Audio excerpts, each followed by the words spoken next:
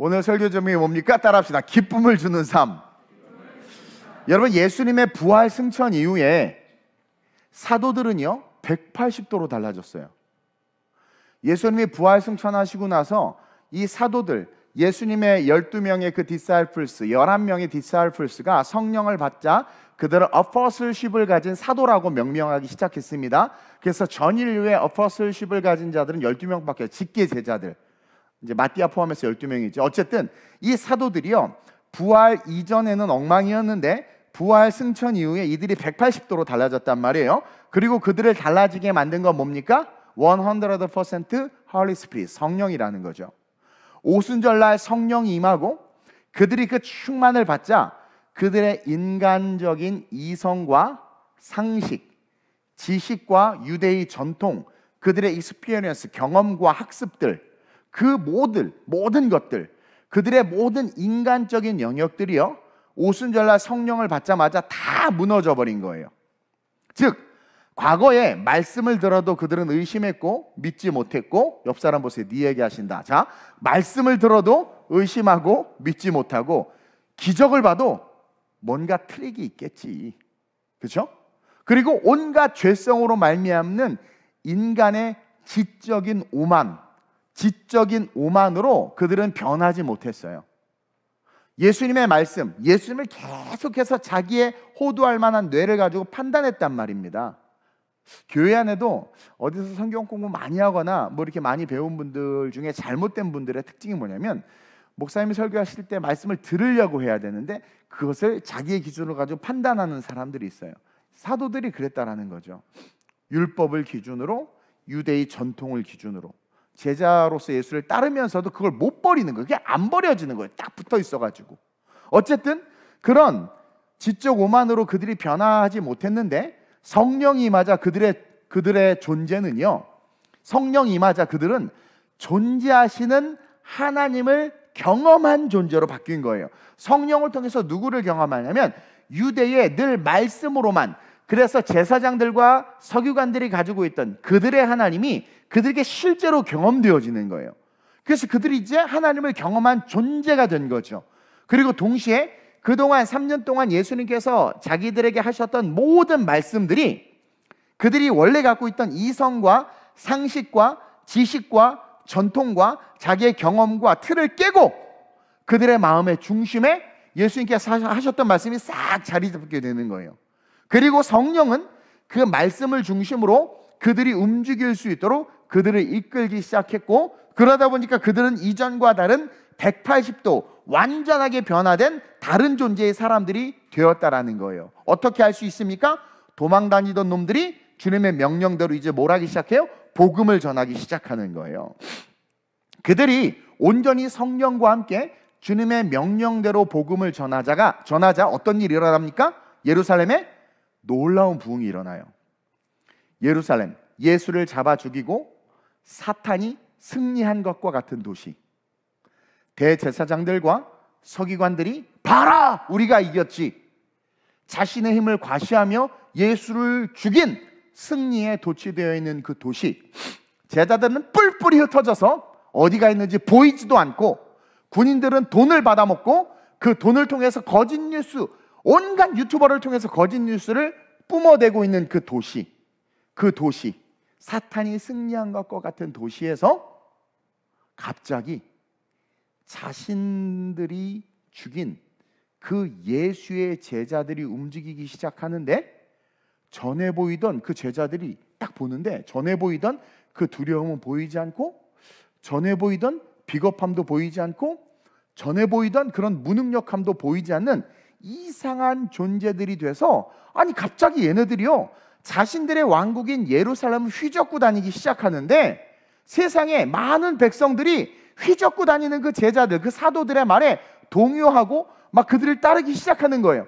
그러면서 갑자기 막 놀라운 변화들이 나타나는 겁니다. 아니 예수를 잡아 죽였거든요. 승리했거든요. 사탄의 도시가 됐고 제사장들이 기득권을 누리고 있었고 이겼다고 생각했는데, 갑자기 숨어서 보이지 않던 제자들이 움직이기 시작하는데, 가만히 보니까 전에 생긴 건 똑같은데 뭔가 풍기는 아우라가 다른 거죠. 그들이 움직이는데 뒤를 보니까 수많은 사람들이 막 따르기 시작하는 거예요. 내 왕국인데? 사탄의 왕국인데? 뭐지? 쟤네들 저기 휘젓고 다니는데? 막 사람들이 변화가 일어나고 동요가 일어나는 거예요. 또 들리는 소식을 들어보니까 아니 성전 미문에서 늘 앉아서 구걸하던 제사장들이 늘 봤던 그 놈이거든요. 근데 그 놈이 일어났다라는 거예요. 안진뱅이가. 또 예수를 따르는 자들이 갑자기 가난한데 서로 물건을 막 통용하고 나눠주기 시작하면서 막 돌봐주기 시작하는 거죠. 비겁자였던 그 베드로가, 배신자였던 베드로가 어느 날 솔로몬 행각에서 설교를 한다고 하는데 사람들이 모여들기 시작해요. 그 설교를 듣고 세상에 예수를 믿는 사람들이 5천 명이나 늘어나는 거야. 엄청난 역사가 나타나는 거죠. 또 이거 안 되겠다 해서 그 베드로를 옥에 쳐넣었단 말이에요.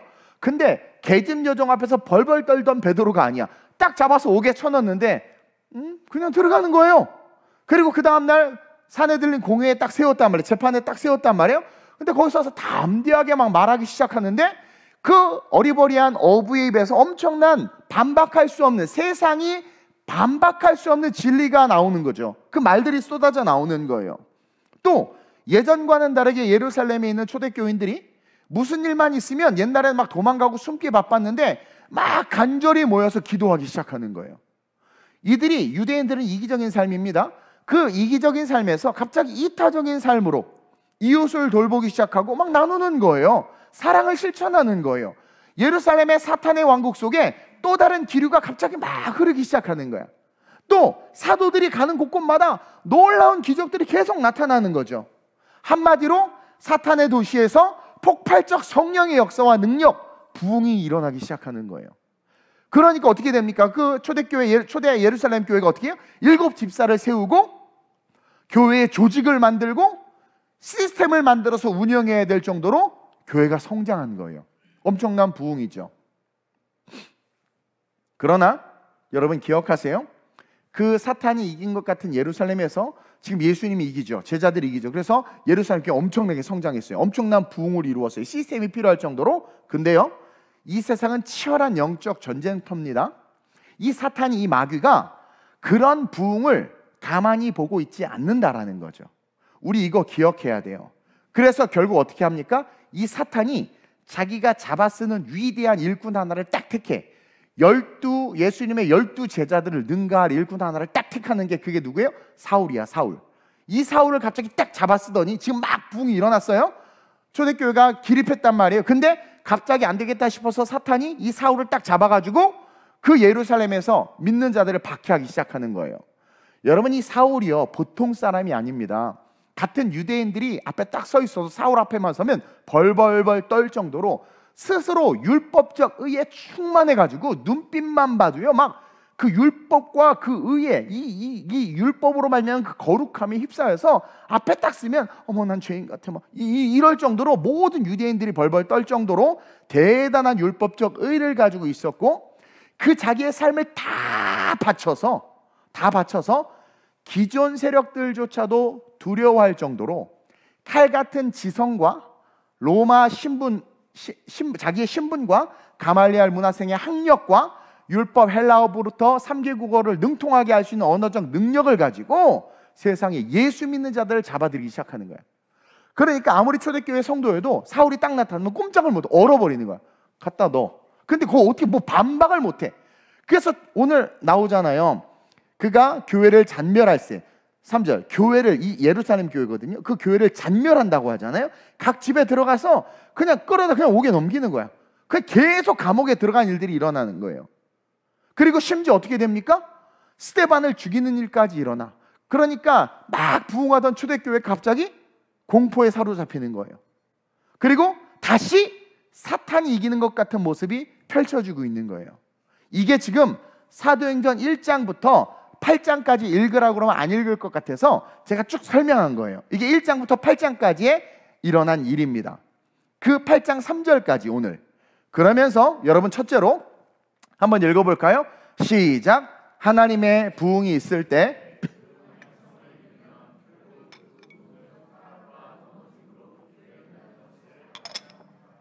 여러분, 위더스 월십은 젊은이들의 예배고 여러분들이 지성과 영성을 겸비해야 되는 예배이기 때문에 설교 말씀을 잘 들어야 돼요. 하나님의 부흥이 있을 때 그 방향성을 잃어버리면 결국 그 부흥은요, 타락과 넘어짐으로 귀결돼. 사울이 너무 좋아. 예루살렘에 예수 믿는 자들이 많아지니까 그냥 아무 데나 가서 잡아넣으면 돼. 부흥이 사탄에게는 너무 좋은 먹잇감이 되는 거야. 이해돼요? 부흥이 스데반의 죽음을 통해서, 이 마귀의 역사를 통해서 예루살렘 교회가 깨지기 시작하는 거예요. 그 부흥하는 교회가 깨지기 시작해요. 1절 보세요. 시작. 사울은 그가 죽임당함을 마땅히, 그러니까 스데반이 죽는 게 당연한 거야. 사울에게는 그 정도로 사람의 죽음보다 율법의 의가 앞섰던 사람이란 말이에요. 그러면서 그날에 예루살렘에 있는 교회에 큰 박해가 있어. 여러분, 큰 박해라고 말하는 건 이루 상상할 수 없는 박해예요. 사도 외에, 12사도들 외에 다 유대와 사마리아 모든 땅으로 흩어졌다. 1절에 그렇게 나와 있죠. 사도들은 성령의 충만을 받았다고 사도행전 2장에 나오잖아요.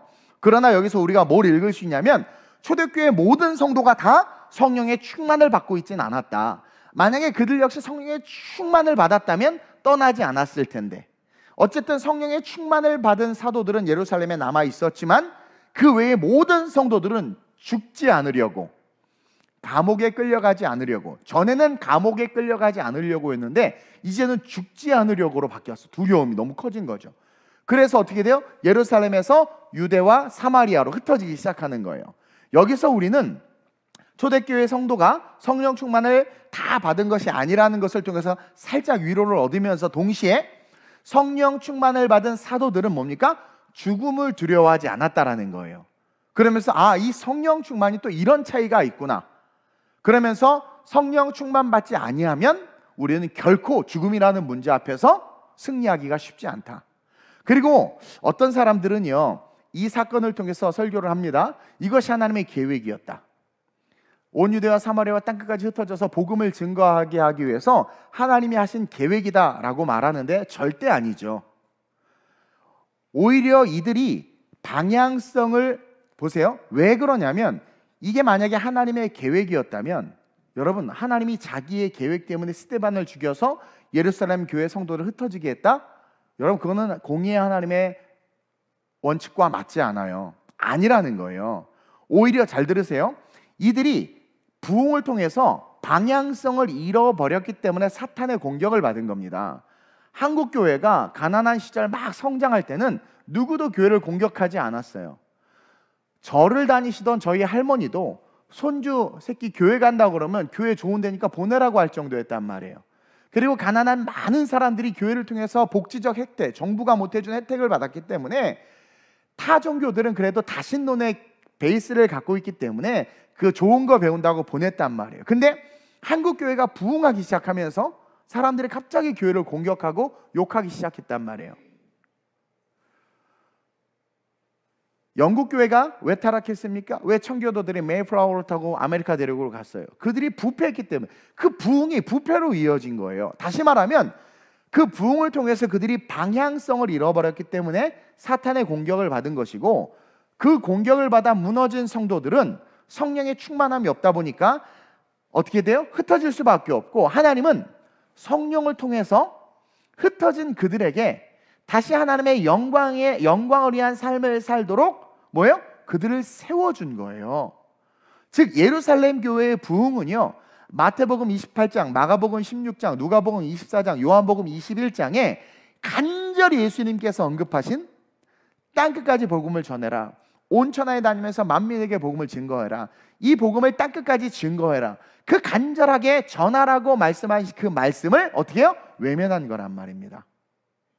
그래서 그 부흥을 통해서 예루살렘만 견고히 하고 있었던 거예요.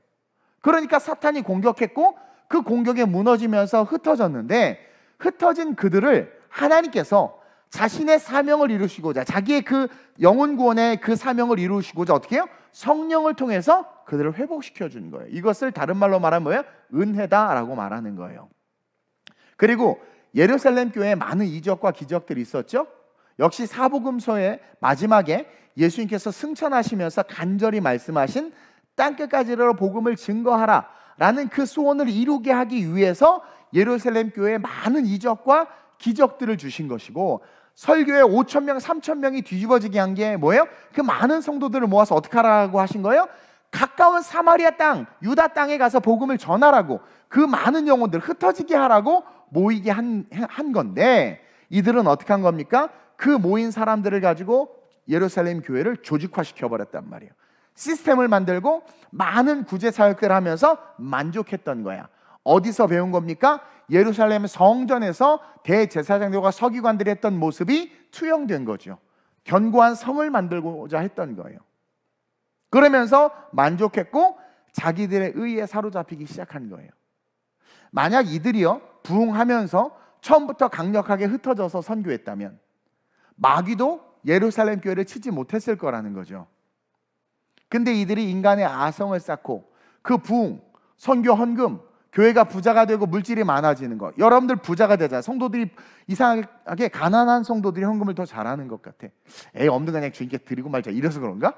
이게 뭔가 자꾸 쌓이고 통장 잔고가 많아지면은요, 이게 내놓기가 어려워져. 이게 인간의 죄된 본성이 뿌리 뽑혀지지 않은 거예요. 오히려 물질이 있으면 어디에 쓸까 해야 되는데, 근데 우리는 나를 위해서는 막 별거 다 하지만 하나님의 교회와 선교를 위해서는 물질, 시간, 내 삶에 대해서 아까워하기 시작하는 거예요. 그러니까 예루살렘 교회가 못 흩어지는 거예요. 그러니까 헬라파 히브리파 과부들이 왜 싸웁니까? 왜 히브리파 과부들이 더 많은 구제를 받아요? 히브리인들이 헬라파는 헬라 얘네들 섞인 애들이니까 우리가 정통성이 있어 더 많이 쌀을, 히브리파는 20kg를 주고 헬라파는 10kg만 주는 거예요. 그러니까 헬라파가 웅성웅성 되니까 또 그 아줌마들끼리 싸우고 왜 예루살렘 교회 안에 그런 일이 벌어져요? 또 왜 거기서 왜 헬라파 히브리파가 나눠집니까? 그래서 7 집사가 세워진 거거든요. 왜 그래요? 거대해지니까 그 안에서 또 기득권을 누리는 거예요. 그러니까 들어오기 시작하니까 내주기가 싫은 거야. 이게 인간의 악한 본성이니까요. 그러니까 마귀가 옳거냐고 예루살렘 친 겁니다. 스데반을 죽여버린 거예요. 그래서 다 흩어진 거예요. 그러니까 예루살렘 교회의 부흥이 그 방향성을 잃어버림으로 말미암아 마귀의 공격의 대상이 됐고 그 공격을 받아서 흩어지게 된 건데, 하나님은 흩어진 그들을 어떻게 하신 거예요? 당신의 은혜를 부어주셔서 그들의 삶에 흩어진 자리에서 어떻게 하게 하신 거예요? 복음을 증거하게 하셨다라는 거죠. 근데 만약에 정말 예루살렘이 처음에 막 부흥할 때 조직을 잘 짜가지고, 야, 너는 유다에 6개월 가 있고 너는 예루살렘에 1년 동안 하고 이 헬라파 히브리파 이거 물질 얘네들 주지 말고 다른 데 더 타 지역에 뭐 어디 홍수는 데 보내주고, 만약에 이랬다면, 그리고 12사도들이 순번을 짜가지고 순회 선교를 갔다면 아마 이렇게 공격을 당하지 않았을 거라는 거죠. 물론 모든 것을 주관하신 하나님은 I know, 다 알아, 아시지. 그러나 개입하지 않으신다라는 거예요. 이들이 부흥을 이루고 세계력이 강해지니까 마귀가 또 그 세력에 대해서 두려워하기 때문에 공격한 걸 수도 있어요. 또 부흥은요 필수 불가결하게 타락을 가지고 와요. 전과 다른 모습이 돼버리거든. 그러니까 틈을 타고 역사하는 거죠. 근데 하나님은 어떤 분이에요? 화가 변하여 복이 되게 하시는 분이죠. 그래서 흩어진 그들에게 다시 성령의 뜨거움을 주셔서 흩어진 곳에서 원망하는 것이 아니라 복음을 전하게 하심으로 당신의 말씀을 지키고 이루어갈 수 있도록 인도해 주신 것이다. 4절이에요. 볼까요? 시작. 그 흩어진 사람들이 두루 다니며 복음의 말씀을 전할세. 방송실 졸지 말고 보세요. 사울이 잔멸해서 잡혀갈까 봐 흩어졌는데 그들이 흩어져서 또 뭐라는 거예요? 잡혀갈 수 있을 그 일을 하는 거죠. 계속해서 복음을 전하니까 이 사울이 열받아서 이제 다메섹까지 가가지고 그놈을 다 잡으려고 가다가 예수 만난 거 아닙니까? 어쨌든 그렇게 흩어지면서 복음을 전한 거예요. 3절도 한번 볼까요? 시작. 사울이 교회를 잔멸할세 각 집에 들어가 남녀를 끌어다가 옥에 넘기니라. 이들이 두려워서 흩어졌는데 성령은 두려워서 흩어진 그들을 붙잡아 주셨다. 말씀을 전하게 하셨다. 두려워서 믿음이 약해서 흩어졌는데 흩어진 그곳에서 복음을 전하게 하셨다. 이게 뭐다? 은혜다. 그래서 방향성을 잃어버리면 결국 어떻게 됩니까? 마귀의 공격을 받게 돼요. 거룩한 부흥은, 방향성을 잃어버린 부흥은 결국 무너질 수밖에 없다. 그래서 한국의 대형 교회들이 여러 가지로 얻어 터지는 이유가 그겁니다. 선교가 성경적 개념의 선교도, 전도가 성경적 개념의 전도도 아니라 기업형 전도, 그리고 뭡니까? 생생용 선교. 선교는요 돈으로 하는 게 아니라요 사람이 가서 하는 거고 그 사람이 가서 하는 사역 속에 연보를 흘려보내는 게 선교거든요. 근데 오늘은 그냥 돈으로 하잖아요. 그러니 여기저기서 한국교회가 얻어맞고 무너지게 된 거다. 우린 이걸 배워야 돼. 그러면서 둘째로 시작. 하나님의 은혜는 예상치 못하는 곳에 기쁨을 주는 축복이 된다는 것을 알아야 돼요. 자, 은혜가 뭐냐면 은혜는 내가 받을 수 없는데 받은 축복이에요. 감옥에 갇힐까 봐 두려워서 도망갔어요. 어떻게 보면 하나님을 배신한 걸 수도 있고 믿음이 연약한 걸 드러낼 수도 있지만 하나님 거기서 그런 나를 책망하시는 것이 아니라 다시 마음을 뜨겁게 하셔서 복음을 전하게 하셨단 말. 이게 은혜란 말이에요. 그래서 그곳에서 그 은혜를 받아서 복음을 전했더니 어떻게 돼요? 예상하지 못하는 곳에 내가 기쁨을 주는 그 축복의 삶이 된다는 거지. 자, 이들 중에 빌립이라는 사람이 있었는데 어디로 도망갑니까? 성경에 보니까 사마리아로. 5절에 빌립이 사마리아 성에 내려가. 유대인들의 아성인 예루살렘에서 유대주의와 초대교회가 같이 세력을 키우고 있었단 말이에요. 그러자 사마리아는 어떻게 돼요? 계속해서 소외되고 있었던 거야. 개로 여겨지며 낮은 자존감과 서러움과 고통으로 가득한 채 계속 살고 있는데 예루살렘은 초대교회에 신나서 지들끼리 막 부흥하고 있고 유대교 역시 그들의 아성을 계속 유지하고 있었단 말이에요. 힘겨루기를 하고 있었단 말이에요. 근데 예루살렘을 제외한 주변 지역의 사람들은 뭐예요? 항상성에 빠져 있고 낮은 자존감과 서러움 속에서 그렇게 살고 있었던 거예요. 근데 초대교회 빌립이 이 연약함으로 말미암아 흩어졌잖아요. 그 흩어짐으로 사마리아 성으로 들어가게 됐고 그곳에서 은혜를 받아서 그가 다시 그리스도를 전하기 시작하는 거죠. 유대인들이 상종하지 않는 곳에 기독교는 그들에게도 동일하게 지금 예수의 생명 그 복음을 전하고 있는 거야. 그러니까 빌립이 가진 선입견이 깨진 거죠. 뭡니까? 빌립도 유대인 그 사마리아인들을 개처럼 여겼단 말이에요. 왜냐하면 아수르인들과 피가 섞였기 때문에 이들은 하나님의 순수한 혈통이 아니다. 그래서 이건 얘네들은 잡족이다. 이런 개념이 있었단 말이에요. 모든 유대인들이 다 갖고 있었어요. 근데 은혜를 받은 빌립이 그곳에 가서 사마리아인들을 보는데 예수님처럼 수가성 여인을 보는 것처럼 시선이 바뀐 거예요. 그러면서 그들도 영혼이구나라는 것을 깨닫고 거기서 예수 복음, 가장 가치 있는 복음을 가르쳐주기 시작하는 거야. 그러니까 어떻게 됩니까? 그들이 변화되기 시작해. 즉 그리스도가 그 영혼을 구원하길 원한다는 한 영혼으로 그 사람을 보기 시작하는 거죠. 그러면서 복음이 능력임이 증명되고 있는데 그리스도의 마음을 가지고 복음을 증거했던 6절에 어떤 일이 일어나요? 시작. 무리가 빌립의 말도 듣고 행하는 표적도 보고 한 마음으로 그가 하는 말을 따르더라. 자, 사마리아인이 예수님이 왔을 때 막 예수님한테 띠껍게 굴었잖아요. 유대인 남자가 왜 나한테 말을 겁니까? 막. 빌립도 마찬가지예요. 유대인인데 와서 사마리아 사람에게 말을 걸었을 때 사마리아인들 너 잘난 체 하려고 왔냐? 막 따질 수 있잖아요. 근데 빌립의 눈빛과 빌립의 언어의 색깔과 그의 애티튜드가 달랐던 거예요. 사마리아 사람들이 유대인에게 한 번도 느껴보지 못한 태도를 가지고 내가 당신들에게 좋은 소식을 전하려고 하는데 혹시 예수에 대한 이야기 들어봤냐? 그러니까 이 유대인이 이상한데 왜 우리한테 어떻게 이렇게 따뜻한 마음을 가지고 이야기하지? 그 그리스도를 전했더니 어떻게 돼요? 그 말을 듣고. 그러니까 만약에 민족적 우월주의를 가지고 대했다면 또 이렇게 딱 벌써 느껴지잖아요. 사람은 그렇게 대했다면 이들이 안 받아들였겠죠. 근데 빌립이 은혜를 받고 성령의 충만함으로 이야기하기 시작하니까 무리가 여기서 무리는 많은 사람을 뜻하거든요. 많은 사마리아인들 그들이 빌립의 말도 듣고 행하는 표적도 보고 한 마음이 됐대요. 많은 무리가 한 마음이 됐대요. 그러면서 그가 하는 말을 따랐다라는 거예요.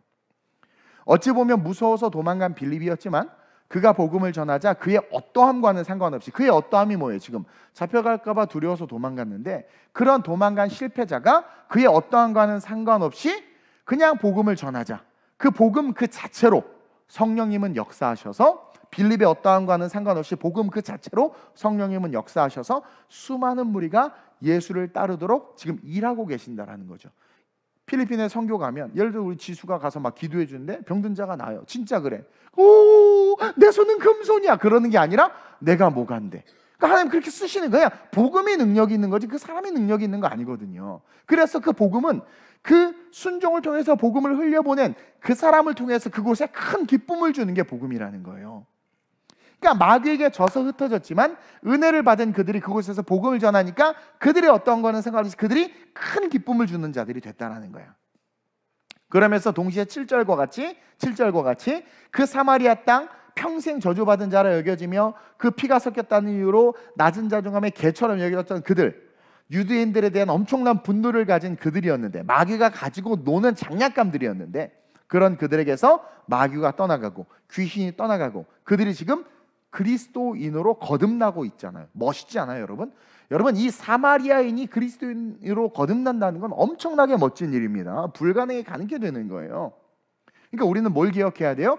우리의 어떠한과는 상관없이 우리를 쓰신 하나님, 쓰시고 싶어 하시고, 내가 실수해도 그 실수의 기회도 놓치지 않고 변화시켜서 복이 되게 하시고, 그래서 나를 통해서 생명이 흘러가게 하실 그 주님을 바라보고 그 주님을 찬양하면서 우리는 어떻게 해야 돼요? 복음을 전해야 돼. 그러니까 직장에서든 삶의 자리에서든 마트에서든 계속해서 복음을 전해야 돼요.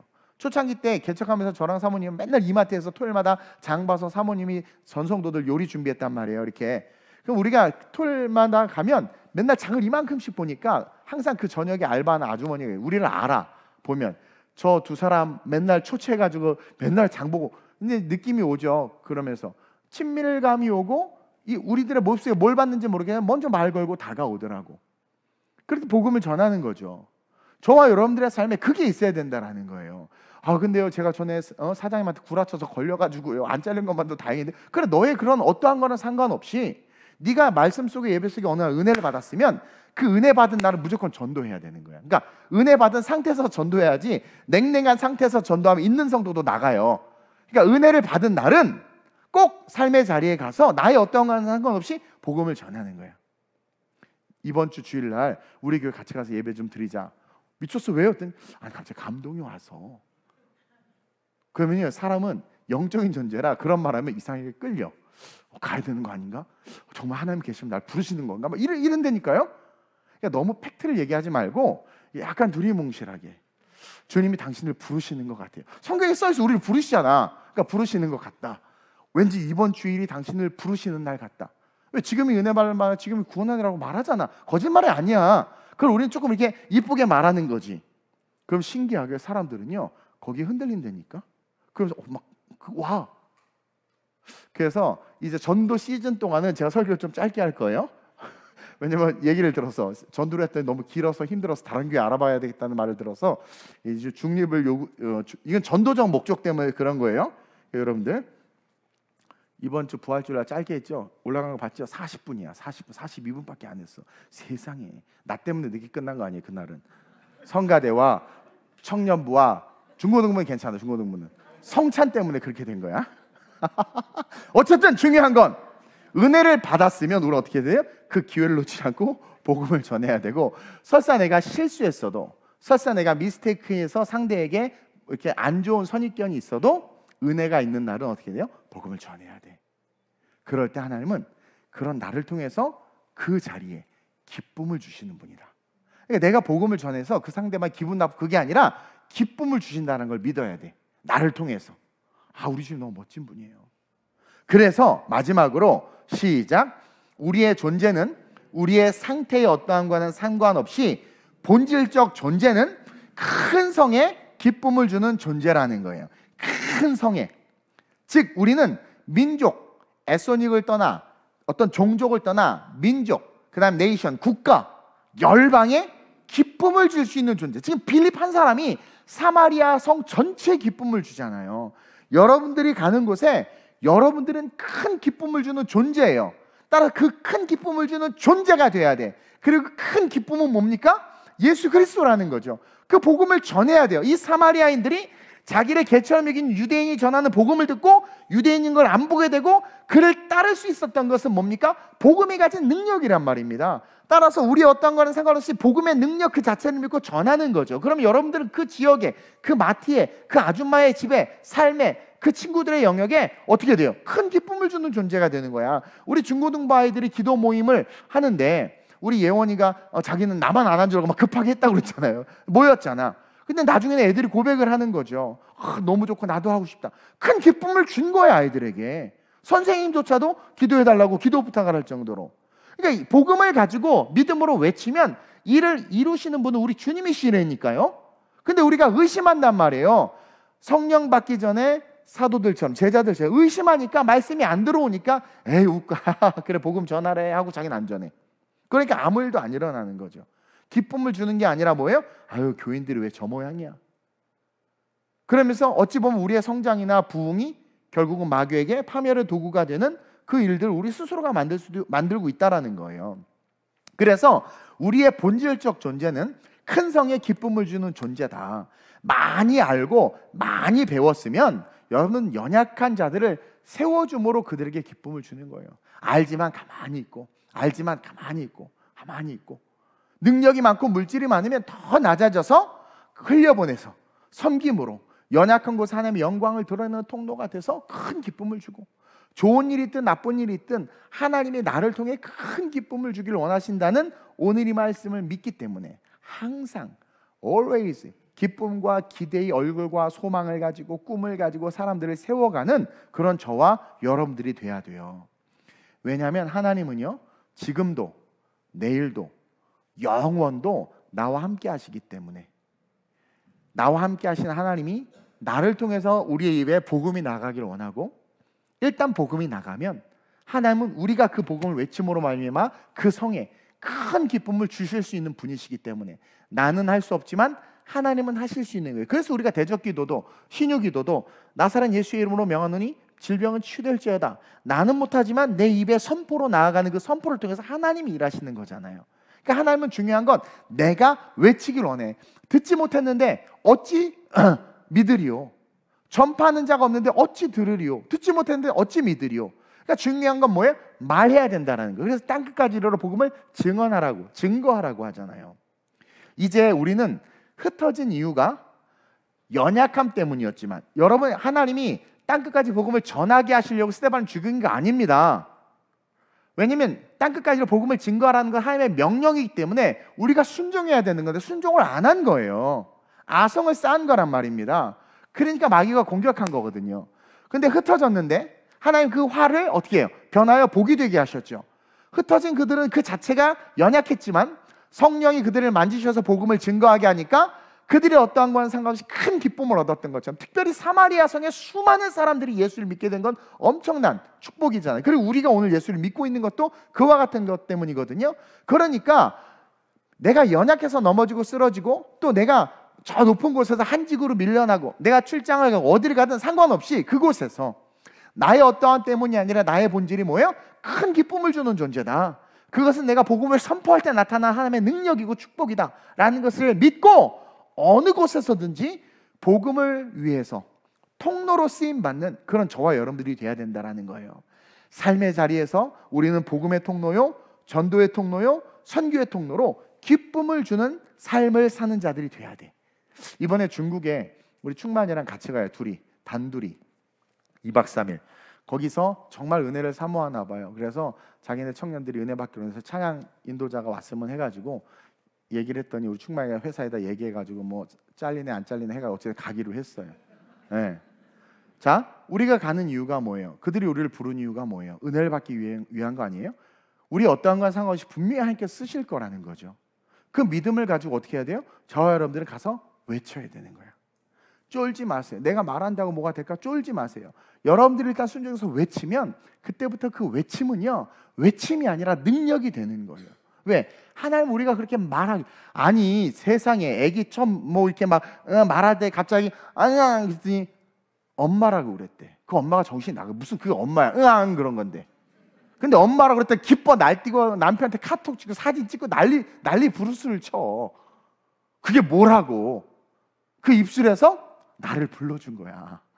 아, 아빠라고 그랬대. 또 아판데 아빠라고 그랬대. 정신 나간 거지. 막 그리고 또 기뻐 난리를 쳐요. 막 통장 만들어주고 재산 다 넘기고 막 난리를 쳐. 아빠라고 안 했는데도. 근데 우리의 입술에서 하나님이 예수를 죽이기까지 그렇게 얻고 싶었던 영혼들을 위해서 복음을 외친다? 가만히 있으시겠어요? 역사하신다라는 거죠. 반드시 역사하신다라는 거예요. 근데 문제는 우리가 안 움직이는 거예요. 그냥 우리의 아성만 쌓고 있는 거야. 영국도 그래서 무너지고 미국도 그래서 무너지고 한국도 그래서 무너지잖아요. 여러분, 메가처치, 기가처치들이 무너진 이유가 뭡니까? 여러분들이 똑똑히 알아야 돼요. 교회가 커지니까, 대형 교회가 되니까 대형 교회 목사님들은 어쩔 수 없이 정치적 영향을 받아요. 그래서 교단이 WCC에 가입됐느냐 안 됐느냐 그거 아무 의미 없어. 그 대형 교회, 그 교회의 어떤 그런 것들 어쩔 수 없는 거지. 여러분, 교회는 다 개교의 중심이에요. 이해됩니까? 근데 장로교 무슨 목사님이 어디 가입했고 무슨 여의도에 무슨 목사님 가입했으니까 우리 교회도 그쪽이니까 그거 다 그 사람이 정치적인 거야. 개교의 중심입니다. 우리 교회는 WCC를 배격합니다. 그건 종교다원주의인데 그걸 왜 믿습니까? 그리고 그분들도 그걸 믿는 게 아니라, 그러면 내가 장로인데 대통령이 되면 절에 가서 이렇게 해야 되는 거야. 섬기는 건 아니지만 그거는 정치란 말이에요. 이해돼요? 그러니까 이제 믿는 자들 아무것도 하면 안 돼. 이렇게 꽃머리가 돼야 돼. 그냥 주여 할렐루야 이것만 있어야 돼? 아니라는 거지.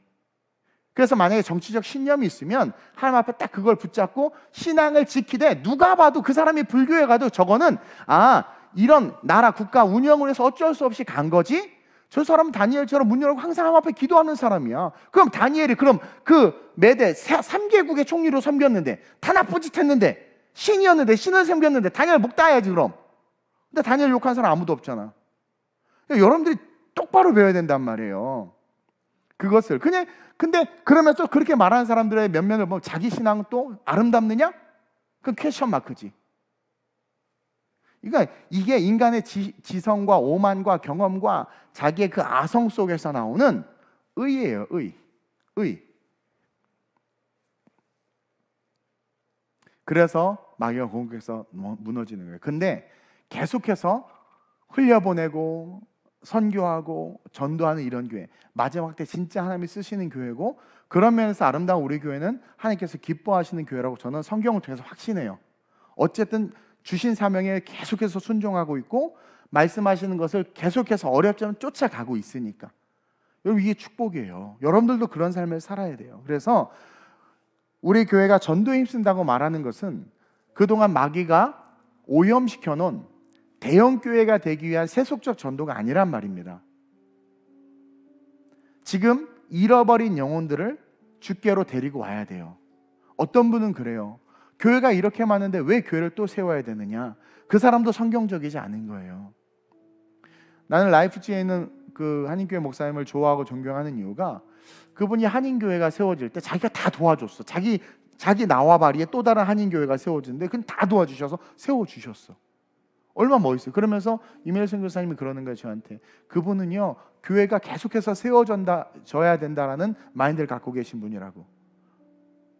그게 맞는 거거든요. 크고 작고 할 때 어쨌든 그렇게 세워지면 또 어떻게 돼요? 한 영혼을 더 들어 세워지니까. 근데 그걸 자꾸 경제 논리로 생각하고 어떻게 밥 벌어먹고 살 거냐 이거 하고 막 그러니까 마귀가 계속 공격하는 거지. 거울을 보면 여러분들이 답답하다는 거 저도 알아요. 여러분들 얼굴 보면 얼마나 답답하겠어. 그래도 그런 답답한 여러분들을, 무슨 소리 하는지 모르는구나. 그런 답답한 여러분들을 하나님이 쓰신다니까 주는 그리스도시요 살아계신 하나님의 아들이시다 고백하고, 친구야 교회 가자. 미친놈, 너 나가라. 그래, 나 미쳤어. 그래서 난 예수에게 제대로 미쳤는데 넌 어디에 미쳤니? 돈에 미쳤니? 주식에 미쳤니? 마약에 미쳤니? 어디에 미쳤니? 네가 미친 그 끝이 뭐니? 내가 미친 그 예수의 끝은 천국인데 넌 어디에 미쳤니? 그래서 네가 미친 그게 너를 살려줄 수 있어. 널 구원해줄 수 있어. 여러분, 기도하면은요, 전도에 대한 아이디어는 엄청나게 많고요. 그러니까 여러분들이 어떻게 하면 영혼을 구원할 수 있을지에 대한 그런 생각들이 엄청나단 말이에요. 그런 것을 삶에 적용하는 거예요. 그래서 외쳐서 여러분이 외친 그 외침으로 복음이 들어간 그 가정에 큰 기쁨의 소식을 주는 거 아닙니까? 목사님, 제가 그 집사님 전도할 때 그 집안 풍지박산 났어요. 예수 믿고 전쟁한다고. 좋은 거예요. 왜냐하면 난리와 소문의 소식이 일어나잖아요. 그런 영적 전쟁이 있어야 귀신이 떠나가는 거 아닙니까? 그러면 아무 전쟁 없이 예수 믿고 조용히 행복하게 살다 지옥 갔더라. 그게 좋은 건가요? 지지고 볶고 싸우더라도 어쨌든 영적인 것에서, 어둠의 권세에서 벗어나서 생명을 얻는 게 중요한 거지. 그러니까 여러분, 기독교는 전쟁입니다. 기독교는 승리의 종교라고 그랬죠. 기독교는 승리의 종교, 십자가 승리의 종교인데, 승리는 뭘 전제해요? 전쟁을 전제해요. 전쟁은 피 흘림이 있어야 됩니다. 아픔이 있습니다. 고통이 있습니다. 그러나 십자가에서 이미 이겼기 때문에 이긴 승리를 가지고 싸우면 그들을 다 구원할 수 있어요. 근데 내가 승리에 대한 확신이 없이 싸우면 같이 죽어. 결국 입을 닫거나. 주님 오실 날이 얼마 안 남았어요. 사도행전을 쭉 읽으면서 묵상하는데 부활 이후의 성도들의 삶이잖아요. 부활 이후의 사역자들의 삶이잖아요. 얼마나 많은 부흥과 축복과 세워짐이 있습니까? 근데 안주하려고 해. 무슨 대기업 들어가도 대형교회 부교역자 돼가지고 안주하려고 해. 이게 무슨 회사예요, 교회가? 치열한 영적 전쟁의 한복판에서 선봉장의 역할을 감당하는 게 교회고 사역자들인데, 그럼 어떻게 해야 돼요? 끊임없이 성경에 말씀하신 대로 마지막 유언이 온천에 다니며 만민에게 복음을 증거하라는 것이고, 마지막에 재림하셨을 때 열매와 생명의 멸관, 의의 멸관을 주시는 그 하늘의 상급의 가치가 그것을 통해서 결정되는 건데, 우리는 그것과 상관없는 다른 부수적인 별로 점수도 안 되는 걸 가지고 엄청나게 살다가 주님 앞에 딱 섰어. 100점 만점에 한 1점, 2점, 3.5점 마이너스가 아닌 게 다행이지 그나마. 부끄러운 구원은 받을 수 있겠지만 천년왕국 동안 여러분들의 살아갈 삶은 연약하죠. 물론 그 연약함이요 부럽지 않아요. 천년왕국에서. 왜? 자기가 자기를 알기 때문에, 진리 안에 거하기 때문에, 변화된 몸으로. 오히려 부유하게 사는 그들을 보고 영광을 올려드리지. 천년왕국 그런 삶이거든요. 그리고 영원한 천국으로 올라가는 거거든요. 저와 여러분들이 그 나라를, 그러니까 말씀을 분명하게 알고 마지막 그때를 알고 제레미야 주님을 바라보면서 흩어진 나, 연약한 내가 하나님이 하길 원하시는 것은 큰 성에 큰 기쁨을 주는 자가 되길 원하는 거구나. 나의 어떠한 거랑 상관없이 이렇게 잡혀갈까 봐 도망간 그 부끄러운 그들이 거기서 은혜가 있어서 복음을 외쳤더니 세상에 수많은 무리가 따른 것처럼 다 흩어져서 복음을 전하면서 뭐가 이루어진 거예요? 온 유대와 사마리아와 땅끝까지로 복음이 증거됐지요. 이것을 위해서 스데반을 죽인 게 아니라 마귀의 공격으로 말미암아 연약한 그들을 하나님께서 다시 리커버 시키셔서 하나님의 말씀이 이루어지게 한 거란 말입니다. 이게 중요해요. 그래서 감동을 줄 때 어떻게 해야 돼? 반응해야 돼. 제발 감동을 하루 이상 묵혀두지 마요. 만나처럼 썩어요. 바로 먹어야 돼. 감동은 바로 행해야 돼. 그래야 열매가 돼. 썩은 만나 먹으면 복통해서 아프지만 바로 먹으면 어떻게 돼? 열매. 내가 강건해지고 광야를 갈 수 있어. 감동을 바로 실천하면 30배, 60배, 100배의 결실을 맺혀요. 감동을 묵혔다 하면 30배, 60배, 100배의 마이너스가 나. 비유를 들자면 그런 인생 살지 말고 흩어진 그들에게 감동을 주고 감동대로 했을 때 기적이 일어나고 큰 기쁨이 있었던 것처럼 그런 삶을 사는 저 여러분들도 되시길 주님의 이름으로 축원드립니다. 이 시간 한번 기도합시다. 이를 위해서 우리는 기도해야 됩니다. 자, 기쁨을 주는 삶이 우리의 본질적 존재입니다. 따라합시다. 기쁨을 주는 삶. 여러분들이 힘들고 괴로워도 여러분들이 전하면 그 기쁨이 전파가 되지만 동시에 나에게도 온단 말이에요. 여러분들이 잘 돼요? 돈이 많아지고 뭐 좋은 일이 생기고 그래요? 거기서 멈추면 결국 타락과 넘어짐으로 귀결됩니다. 잘 될 때 어떻게 돼요? 방향성을 기억해야 돼요. 내가 잘 되는 것은 복음 전파를 위해서, 내가 부유해진 것도 선교와 전도를 위해서, 내 인생이 지금 잘 풀리는 것도 뭐예요? 땅끝까지로 복음을 증거하는 하나님의 사명을 이루게 하기 위해서. 왜? 잘 됐으니까 더 잘 그것을 할 수 있지 않겠습니까? 근데 그것을 아성으로 쌓아놓으면 무너진다고 그랬어요. 그러면서 동시에 은혜, 그 은혜는 예상치 못한 것에 기쁨을 주는 축복이라고 그랬어요. 넘어져도 쓰러져도 괜찮아요. 거기서 하나님께서 감동 주시면 거기서 바로 다시 복음을 전하면 돼. 그럼 어떻게 돼요? 예상치 못하는 큰 축복을 주는 자들이 되는 거예요. 사마리아 성에 기쁨이 가득했어요. 그 기쁨이 빌립에게는 안 왔을까요? 그들이 빌립을 안 섬겼을 것 같아요. 엄청나게 피차 행복과 축복을 받는 존재가 됐단 말이에요. 그러면서 내 본질적 존재는 기본적으로 필드가 큰 성이야. 큰 성. 기본적으로 그 성이 기쁨을 주시는 존재가 나구나. 비록 한 사람이 연약할지라도 천을 이루고 강국을 이룬다고 한 것처럼 내가 그런 존재구나. 한번 사는 이 인생 그와 같이 멋지게 기쁨을 주는 인생 될 수 있게 해달라고. 하여튼 여러분들 때문에 직장이 소란스러워져야 돼. 삶의 지경이 소란스러워져야 돼. 다시 말하면 마귀가 와 진짜 나타났다 하고 난리치게 해야 돼요. 그래서 여러분들이 외치는 그 외침을 통해서 영혼 구원의 역사가 있을 수 있도록 하나님 나를 전도와 선교의 도구로 써달라고, 나를 통해서 하나님의 큰 기쁨이 내 가정과 내 삶의 모든 영역이 넘쳐날 수 있게 해달라고 주님의 세 번 부르고 합심으로 전심으로 기도합니다. 주여